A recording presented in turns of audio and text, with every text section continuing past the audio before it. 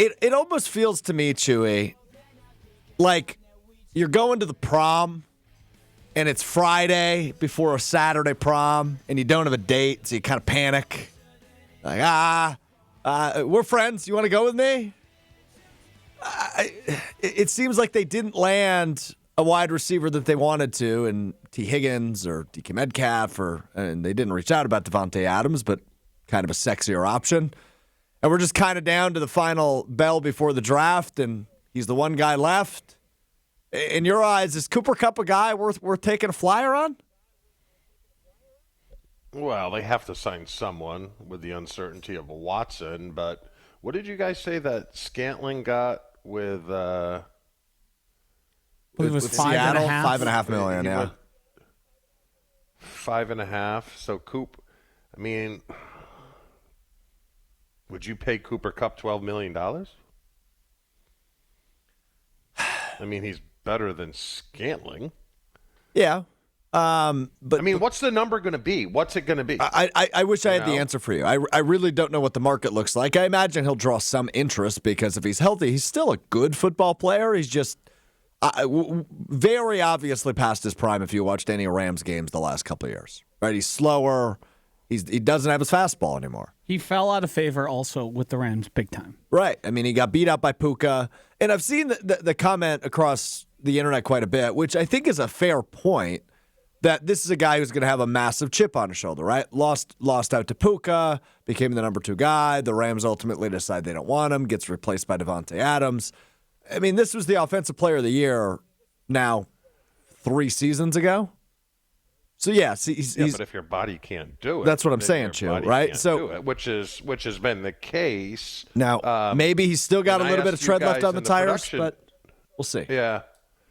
Is this, I mean, just what they need is another 3, which is essentially what he is, right? Yeah. You think he's a 2 or a 3? Well, in this offense, he's probably a 2. But would he be better than? Would he be more productive than Don Beebe? How do you compare that? Well, Beebs was signed as a 3, got forced because Robert Brooks tore his ACL, and then stepped up and played pretty nice for us. If he's as good as Beebs or better, then I would say yes, depending on the money, go and do it because they have to. They have to sign someone. Don Beebe. His career high in receiving yards was 699. So he was a yard short of 700 his best year. That was 96 with the Packers. Cooper Kupp has only had one season below 700 yards, and that was in 2018. It's a different game, though. Well, I know. That's why I said it's so hard to compare, but if we're going to do it, I'll do it. Beebs more of a vertical but if guy? you signed, yeah, Beebs is fast. He's a straight line guy. But let me ask you this: for $13 million, would you be happy with 700 yards for Cooper Kupp? Yeah, that's what he did in 12 games. Is that going to get him over the edge? No, I don't think it's a difference maker. It wouldn't hurt, but I agree. I don't know that that's not a signing that I think, when we were a week ago, right before free agency opened, the 2 names we were locked in on were DK Metcalf and Davante Adams. And I think we would all agree those guys come in and immediately raise the ceiling quite a bit. They're immediately the number 1 wide receiver, and they change the outlook on the wide receiver room. While 2021 Cooper Kupp would certainly make me go, oh, baby, that's a Super Bowl offense. I don't know that 2025 Cooper Kupp does a ton for me, other than he brings the experience. It is a veteran presence in that room, which I think, again, we would all agree they desperately lacked in 2024. So I'm certainly not against it, Chew. But to your earlier point, it really depends to me what that number is. Because if you're giving him a 2-year deal worth $30 million, hell no, right? But if it's a 1-year prove-it type deal on $9 million, sure, that's a shot worth taking in my eyes. Well, this is the vibe I'm getting from you two, is you want a 1,000-yard receiver. There isn't a 1,000-yard receiver out there on the free agent list. No, there's not. I agree. There's none. There's zip. The best you're going to get is 700 yards. Are you willing to pay 11, 12, 13 million for 700 yards because that's all that's out there. I think that's almost oversimplifying it because I also think Cooper Kupp takes away from Jaden Reed and makes what he does best even more difficult for him because they are, at this point, a redundancy. They both function best out of the slot, and I don't know if moving Jaden Reed outside in more potential one-on-one man situations would help. I don't think Cooper Kupp also helps alleviate the need for teams that are defenses that are just planning to line up in man against the Packers. And how is that? Like, I don't think it's a strategic advantage like the Packers would need. Yeah, I would agree with that. You know, at this point, I'll take the ghost of Don Beebe. I don't know because it's all money. It's all money, right? The money part flat out comes down the money. The money part is where it gets tricky because if you get him on an MVS deal, right, 1 year, $5.5 million, I think we're all going to go, okay, that's worth it. I mean, I think everyone wants to ramp up Kraft's production, but the only way Kraft is going to ramp up his production is to split him out, and I just don't see him as a split out tight end because he's a good blocker and he plays in line.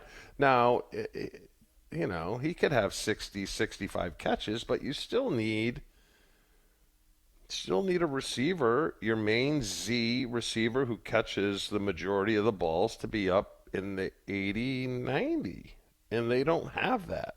I'm sorry, they don't have it. I mean, what drives me crazy, everyone gushing about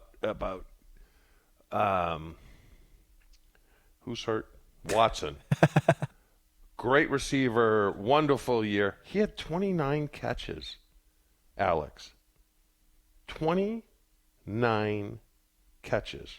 Look at a list of receivers that caught balls last year and tell me a guy that caught 29 balls and where it's got to be in the 70s, maybe 80s, far down on the list. Yeah. Now, he has value because he can run, but, I mean, we gave it to Rashawn Gary, right? Oh, we got to give him a year. He had an ACL. Yeah. You know what's more important to a receiver than a rush end? Their ACL. That's correct. Yeah. I hear you. They have to get someone. I don't know who that is. But if everyone's looking for a 1,000-yard receiver, not there. Here's the thing. So Goody earlier in the season, earlier in the offseason, went ahead and dispelled any theory that could possibly live within 1265 Lombardi Ave of we don't draft receivers in the first round, right? They haven't done it since Javon Walker. But he said that's not necessarily a philosophy. We've just liked guys more, and we've been able to find really good receivers in the second, third, and fourth round, which they have, right? I'm not doubting that, right? Jordy Nelson, Greg Jennings, etc. These are guys they found after the first round. But it feels like at this point, the way we view wide receiver and the way we hear all the rumors of, hey, they were interested in DK, they're interested in Cooper Kupp, it feels like they are acknowledging this as a need. Now, is it worth a first-round pick? Is something we will come to find out in a month and a half from now. I think, sure, you can take a shot at a wide receiver at pick 23, but does that equal a 1,000-yard receiver? More times than not, the answer is no, especially in year one. That's why, and this goes back to something we've talked about all week, that's why the not reaching out to Davante Adams thing bothers me so much, to even reach out about it. Where do you guys stand on the point I just made with Jason? Like, I would have re-signed Josh Myers for 3.5 and took that money and put it into more of a position of need. Because don't tell me that this O-line was not good last year. Josh Jacobs rushed his ass off, right? I think the receiver thing was more of a product of the receivers and Jordan not having his greatest year. But I mean, our O-line when we played, we didn't have any Pro Bowlers. There were guys that pretty much played together the entire year, and we were the number one offense in the NFL. Yeah. Do you guys agree with me there or no? I think what the difference here is the Packers moved on from Josh Myers, and then the Jets signed him to a nothing contract. I mean, that's backup level player. So they deemed he's not good enough. I think the offensive line as a whole was good enough, but they were literally short an offensive lineman. Like they deemed they needed to fill that role, which I think he missed in the draft. Yeah, I mean, what does that tell you about Zach Tom, though? What does that tell you about Zach Tom? I know it's year 2, but you mean are Jacob they saying Monk? that Jacob Monk? Yeah, sorry. What does that tell you about Jacob Monk? He's clearly not ready, or hey, we may have missed on this guy. Probably more the former, right? He's probably not ready more than go ahead and declare it a miss. He was a mid-round pick, and he was a guy that kind of gave a redshirt year to. I think he played 0 offensive snaps. So maybe he'll compete for that job. I doubt he'll win it, especially if Elgton Jenkins is competing for center. That's a guy that's going to win that job. But, yeah, it tells you maybe their contingency plan didn't work. Right, and maybe it's just not looking as good as maybe they hoped it would a year ago at this point. I just don't agree with this philosophy. I don't need an offensive line that's a 9 and the receivers that are a 7. My philosophy would be I want my receivers a 9 and my offensive line a 7. You can't have 9s across the board. You can't have a 9 quarterback, a 9 running back, a 9 offensive line, a 9 receiver, a 9 tight end, a 9 D line. I hear you. You got to pick and choose. Left guards don't score touchdowns. They don't. Last time I checked, they don't score touchdowns. You know how you put points on the board, Alex? Wide receivers? You score touchdowns.